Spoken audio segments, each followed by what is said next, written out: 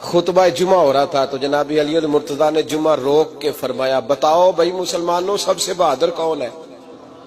بتاؤ۔ لوگوں نے کہا حضور آپ ہی سب سے بہادر ہے، زمانہ جانتا ہے۔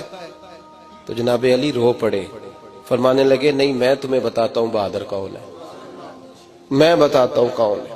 میں جب اللہ مجھے توفیق دیتا ہے نا، میں حرم کعبہ جاتا ہوں تو میں جب خانہ کعبہ کے پاس بیٹھتا ہوں نا تو میں یہ والی حدیث یاد کرتا ہوں، یہ روایت میری آنکھوں کے سامنے آتی ہے، اس کو میں اپنے ذہن میں حاشیہ خیال میں لاتا ہوں۔ جناب علی المرتضیٰ فرمانے لگے میں بتاتا ہوں بہادر کون ہے۔ جناب کون ہے؟ فرمانے لگے ایک دن ایسا بھی آیا کہ مکے کے سارے سردار کٹھے ہو کے محبوب پاک پہ حملہ کرنے لگے، حضور کو گرا لیا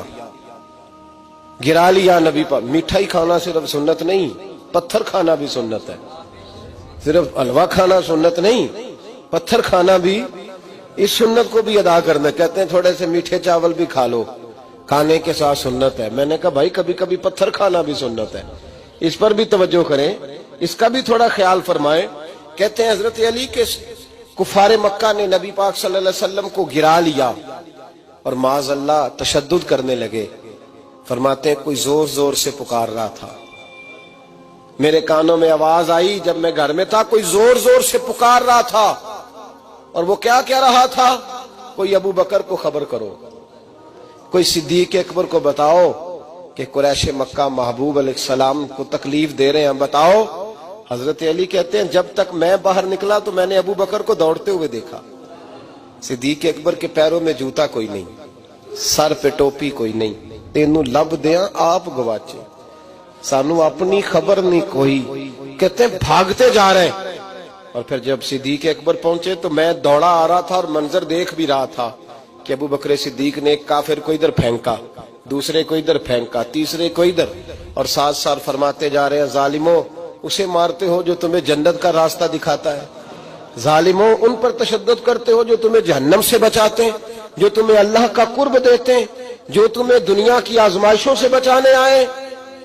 کہتے ہیں جب جناب صدیق اکبر نے دیکھا کہ پیچھے نہیں ہٹ رہے، بڑا مشکل کام نہیں کسی کے حصے کی مار کھانا، دین کا نام لے کے اپنا قد اونچا کرنا بڑا آسان ہے، لیکن 4 اینٹیں اٹھا کے کسی مسجد میں لگانی پڑ جائیں تو لوگوں کی شان میں کمی آتی ہے معاذ اللہ۔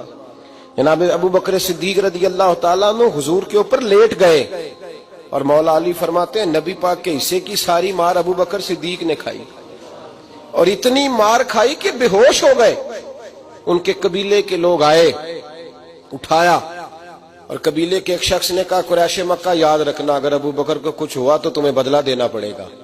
لے گئے۔ ان کی اماں کہتی ہیں ساری رات میں اپنے بیٹے کے زخم دھوتی رہی اور میں روتی رہی، ساری رات میں پٹیاں کرتی رہی اور میں پریشان رہی۔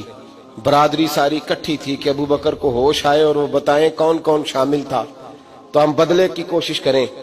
والدہ کہتی ہیں میرے دل میں خیال تھا کہ ابو بکر تو جب بھی اٹھے گا پہلا نام محمد عربی کا لے گا صلی اللہ علیہ وسلم، تو یہ تو ناراض ہو جائیں گے۔ کہتی خیال تھا کہ تھوڑی دیر کے لیے اپنے محبوب کا نام کبھی معاذ اللہ نہ لیں، برادری کٹھی ہے، میرے دل میں خیال تھا، لیکن کہتے ہیں وہی ہوا۔ حضرت سیدنا ابو بکر صدیق کی آنکھ کھلی، کہا حضور کا پتہ بتاؤ۔ اماں کہتی ہیں میں نے کان میں کہا ابو بکر ذرا ٹھہر جا، برادری ساری کٹھی ہے، تو حضور کا نام لے گا تو چلے جائیں گے۔ تو کہتے ہیں ابو بکر اٹھ کے بیٹھ گئے، کہنے لگے جس نے بیٹھنا ہے بیٹھے، جس نے جانا ہے جائے، مجھے برادری کی ضرورت نہیں، مدینے والے محبوب کی ضرورت۔